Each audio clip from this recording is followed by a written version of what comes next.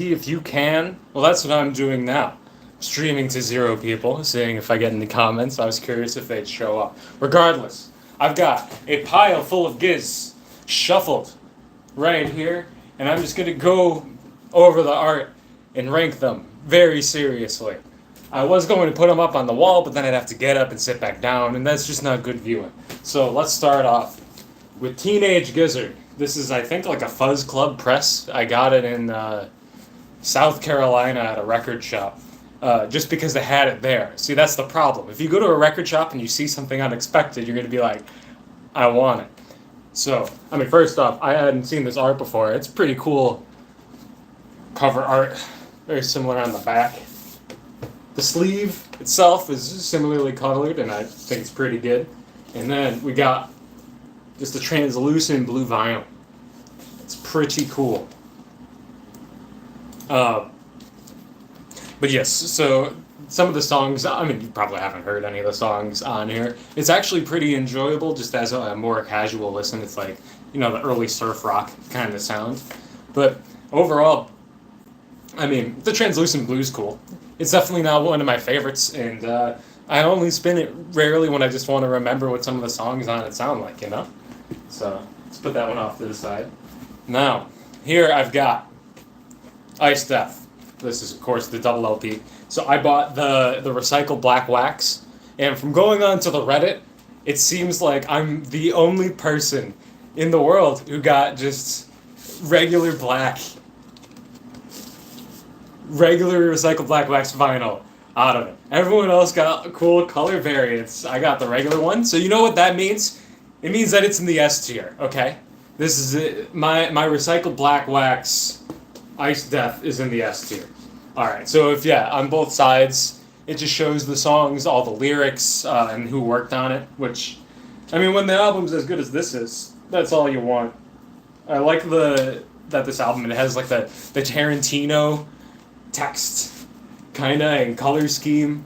I know that people don't like the AI art, but, like, it's Galea. Like, you can't make this art. Jason Galea can. You can. Opening it up, we got this. I associate this. Isn't this like the single photo for Ice 5? God.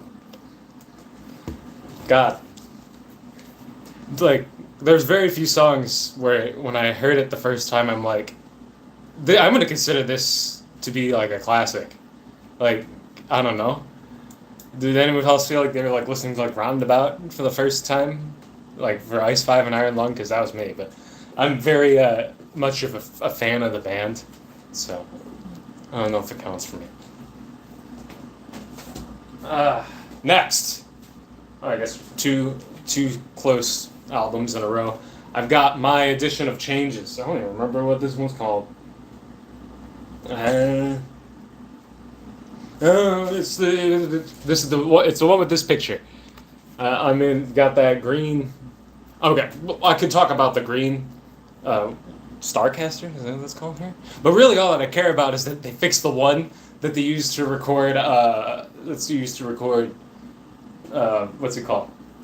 Infest the Rat's Nest. I don't know if you know this, but it's like this like hollowed out, sick red one, and they were flying around with it, and it got smashed, and the headstock got knocked off. So they had to like almost rebuild it like entirely with a new neck. But it's up and running, and it looks cool when you see it. But the big thing about this Changes is I have this solid white vinyl, which when you put it on, you just feel so slick, and then you hear the do do do do do do do do do do do do. It's good. It's just got information and the stuff. And on the back, you get this epic photo of a cart. I don't know. It honestly, like the art, obviously the original art is better. But it's cool to have a variant, especially given that it's just slick white. You know, like the end of Cars, where Guido gives Lightning McQueen the white wall tires, and they actually look kind of sick. Like, that's how I feel about getting this white one. Of course, when you get a hair on it, you have to blow it off, otherwise it looks terrible. But still, all right. Here you got a Christmas gift. You know, some people they say like that they like frogs, and then everything that you get for a while is frogs. I'm hoping that I'm gonna have a phase where people are just gonna be getting me King Gizzard and the Lizard record albums that I don't have yet. Um, so here I've got my flying microtonal banana. I got this, yeah, more recently. I was a fan during 2017, but I was in college. I did not have a vinyl player. That's a recent development for me. So this one, ooh, it's a cool highlighter yellow. I mean, I love the color scheme of this album. Like this back, there's like a whole ode to microtonal music, and the banana. But I just love the color scheme, the blue and gold. I mean the navy and gold. But yeah, this highlighter, it's just sick. I got a black record player and just putting on the translucent highlighter yellow. It just looks so cool. So and then here we got just once again what you'd expect, the lyrics and who worked on each song just within that color. But I mean, with the content on the album and the highlighter yellow, I mean, it's amazing. It's like almost all of them. It's my favorite, right? Now I get to one. This is one of the ones that. Okay. We got Float Along, Fill Your Lungs. This is an album that I never listened to in full. I've listened to it in full twice. There's some good songs in the middle, but really, I'm just there for Head On Pill and Float Along, Fill Your Lungs. But, I mean, ooh, how could I not get the psychedelic eyeball? Like, the text in the middle looks sick. Like, just the psychedelic, you put on Head On Pill, and I feel like it's my own, the Hendrix at Woodstock doing the national anthem moment, right?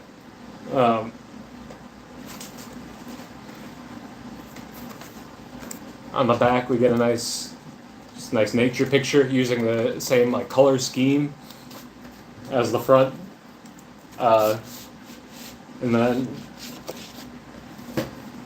got a little canted lyric sheet, a little picture of them playing live. I need to go back and watch some more shows of them back then.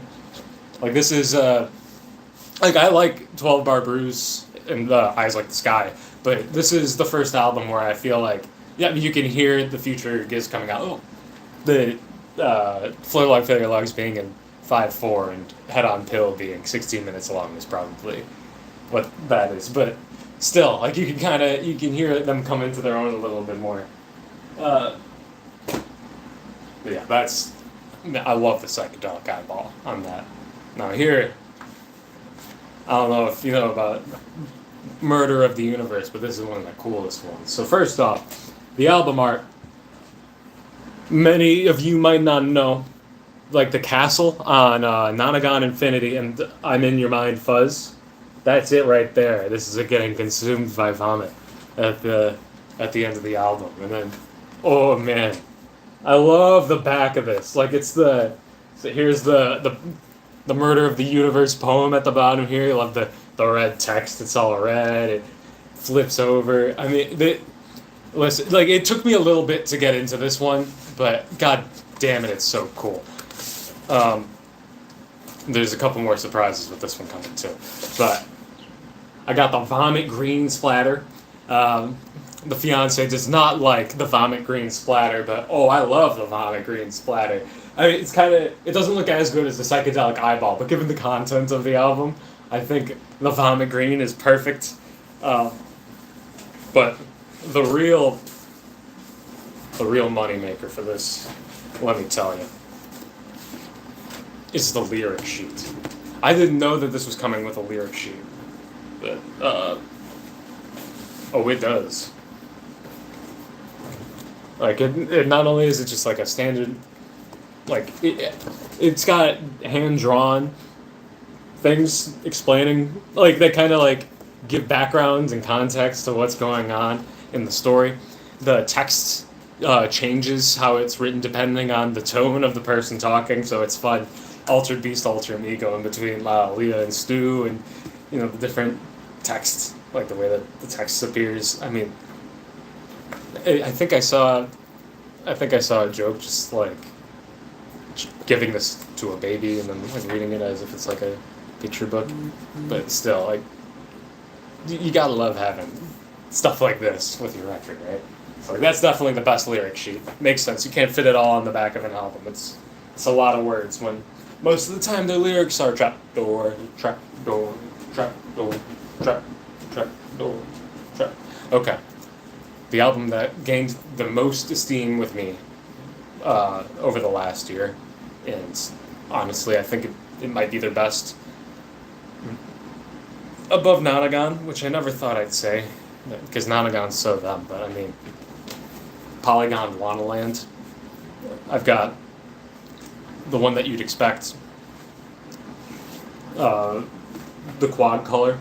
I see this listed as tricolor, but I don't know if you could see it, but these two colors are not the same. This one is the fourth color. I think it's something like at Polar Express, you can't see the fourth color unless like you believe it to be real or something. So yeah, you see red. I'm not gonna tell you what it looks like because that spoils it. But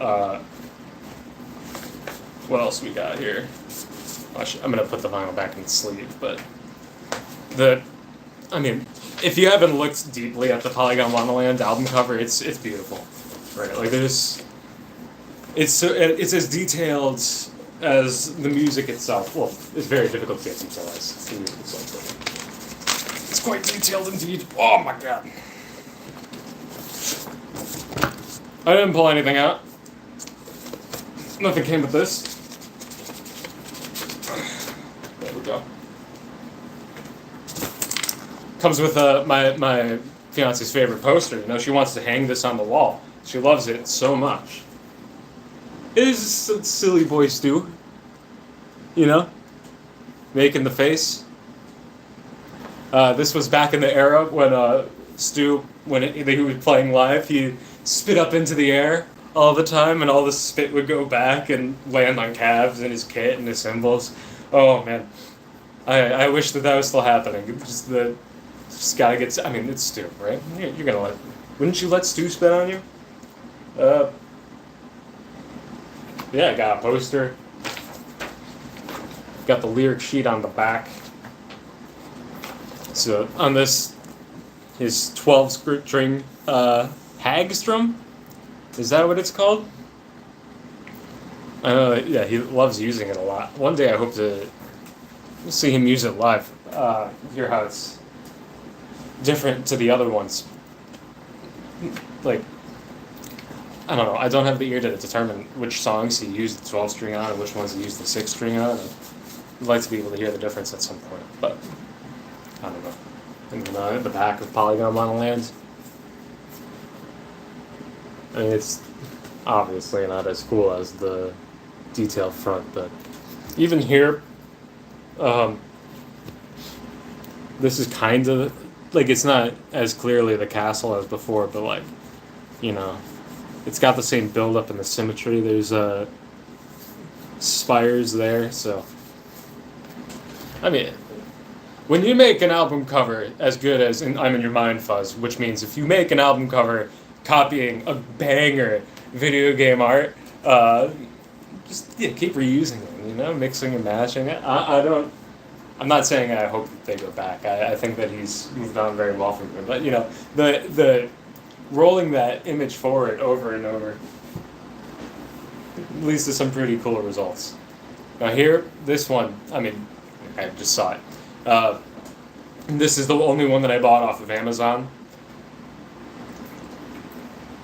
There are a lot of comments on there fighting on whether or not it sounds good or bad. A lot of people saying it sounds bad. People are responding saying that's the album itself that sounds muddy like that, and it's not bad. It's really good. I'm here to tell you that the Amazon vinyl sounds bad. It is muddy, but it's not the muddy that you want from the album itself. It's not how Stu intended, okay? Because it's like a cheap plastic, but I also suggest that everyone who's a Gizz fan and who doesn't plan on like actually spinning the record all the time gets the Amazon one because the art is great. So first off, I mean, kind of like Murder in the Universe. The back is so cool. You get little images for each song. Got the Gamma Knife, got the Vulture, got the lyric sheets under it, and it's not the same as the Murder of the Universe lyric book, but like when it says Big Fig Wasp, it goes Big Fig Wasp, and it's like a little bigger. So it's kind of fun, and I don't know. But, like, they knew what they were doing when they made this one, man. And it's such a step up, like, artistically. I don't know how they did it. I wish I wasn't a fan until after Nonagon Infinity was out. I found it on Rate Your Music. And I definitely wish that I was around when it was big, and when it was coming out, and I could have gotten up in the hype, and I could have been cool back then, but I came on after it was in, and then, I heard Rattlesnake as a college student, and, you hear Rattlesnake, most people are going to become fans of King Gizzard, and, I've just been riding the wave ever since. So opening it up, we got the band all dressed up, going full Holy Mountain on us. We got Cookie. I mean, I love Ambrose on this one. The look is great. Looking forward to him doing his best Megadeth, impression for Gas Dragon. Got Eric Moore. I miss Eric. I didn't pay attention to him that much, but he was in a lot of band interviews and stuff like that. He's just a fun guy.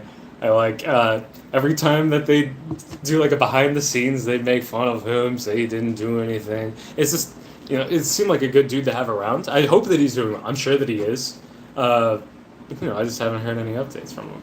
Got God, other God, Lukey as a bassist.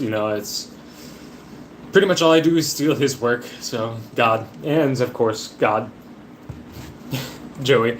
No, I mean, I'm going to say something that literally everyone agrees with, but from what I understand from streaming, that's kind of one of the strategies that you're supposed to do. Joey's new phase, the curly hair, the mullet, and, like, the mustache, I hope that he doesn't leave it. It's so greasy and perfect. Before, like, he had a bald in the mustache, I think, for Infest the Rat's Nest, and it kind of worked. But like he had short hair, or he had like long hair and completely shaven, and it was just a young boy look.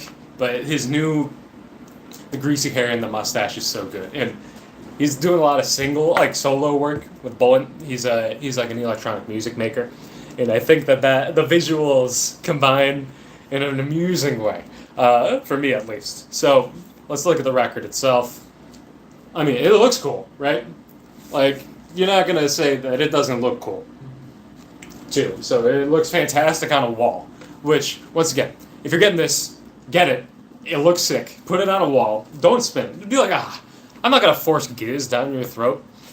Or I'm gonna pick my favorite instead of the one that everyone knows, and then grab a good pressing instead. But, you got the classic, the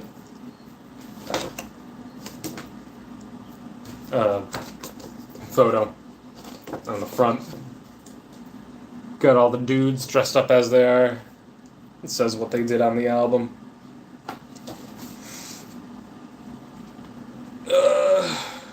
Is there another thing? No, that's it. But yeah, I think it was like $22 or something. I gotta be ready. Petro-Dragonic Apocalypse and the stuff.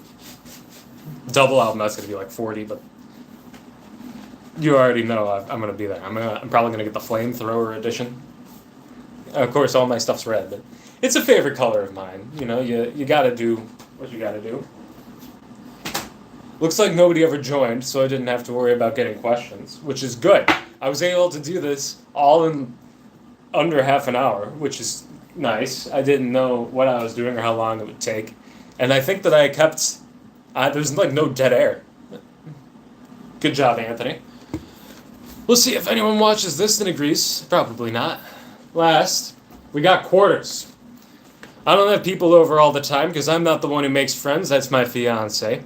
But when she does, she's just like, Anthony, you should put on a record. And, she puts on, well, none of that. But we put on, we got jazz records, we got Amy Winehouse, stuff like that. But, after a few hours, and I'm keep flipping over the records, A to B, A to B, A to B, she looks away. And I get some Gizz. And this is the one that I always go for. I always grab quarters when we have people over because it's just good for backgrounds. There are other records that you could note for this, but I don't own them. I don't own Paper Mache Dream Balloon, but I do own quarters. Specifically, this is the neon propeller variant. It looks cool, spinning like it. It's got a little bit of psychedelic eyeball going back to the translucent. Here, you can see my armpit hair through the vinyl. It's just a cool record. If you're not familiar with Quarters, it's like a jazzy album. Each song is 10 minutes and 10 seconds. The reason why I note this, if you get the album, is there are 4 songs. The River, Infinite Rise, God is in the Rhythm, and Lonely Steel Sheet Flyer. The only thing that you have to know to do when you are spinning this is after the river is done, you skip Infinite Rise. The song is fine, but if you are in a public setting that has that like shepherd tone that rises, and you're just going to piss everyone off. And they're all going to be like, what are we listening to? Because they just finished with like the river, and you're kind of like got them all on the hook. They're just like, I don't know what that was, but like, my brain knows it was good. But you don't want to ruin it. If you skip to God is in the Rhythm, that's just like a classic. It's like a combination of like 60s, like a chill 60s psychedelic vibe and a Hendrixy kind of like chord arpeggiation song. That'll keep them in. Not as good as the record, though. Regardless, that is those are all my albums. I didn't rank them, but I mean that was just the title. Like who cares? So I went over Quarters. I've got Nonagon Infinity, Polygoned Wanaland, Murder of the Universe, which has that lyric book. Float Along, Fill Your Lungs. I remember its name, don't worry. It's the closing track. They play it at most shows. I know it well. But I don't know. I get distracted looking at their faces, You got Stu mean mugging, just looking at you head on. Same with like Eric. And then you just got like Cavs looking off to the side, doing whatever. Joey's wearing a Noi shirt. I should have known that I listened to Noi before I listened to Gizz. But I didn't listen to the song. If I did and I saw that, I would have been like, dude probably knows what's up. The Flying, a microtonal banana. Changes. I'm expecting this to be one of their more underrated albums. It gets a lot of love right now, and it seems like it's forgotten. It's too early to tell, right? People making determinations about that. I guess like in a couple years, thinking this might be a little underrated, or we're just going to all be talking about how Changes is one of our favorite Long Gizz songs, because it's good. If anyone ever watches this, put in the comments below, do you wish that they went full thick as a brick and made it one big long song? Because, I'd be curious to hear how that would go, but I love how it is, right? Like, sometimes I put on Short Change by itself. It just has a different vibe. But, like, No Body, it's just whenever I'm feeling... Would I listen to Hotel California right now? I'm going to listen to Nobody instead. Hate Dancing's growing on me. AstroTurf. Like, I wouldn't want to have to skip to the 30-minute point of a song to hear AstroTurf. I want that flute, bass, and drum solo injected into my veins, okay? Yeah, Ice Death. The one where I got recycled black wax, but I got the only recycled black wax that didn't turn out to be some sort of cool colored variant. But the album is like, when I heard this, it made me addicted to them forever. Without this album, I would not be doing this, whatever this is right now, live streaming. Yeah, probably still be listening to the Dripping Tap, though, to be honest. And finally, I got my most unique one, the Fuzz Club pressing of Teenage Gizzard, with this cool psychedelic artwork. But yeah, those are all my King Gizzard and the Lizard Wizard albums. I'm excited about the Petrodragonic apocalypse, the sins of the mankind, and the never-ending suffering that we will all be living through because of it. I'm going to be pre-ordering it tomorrow.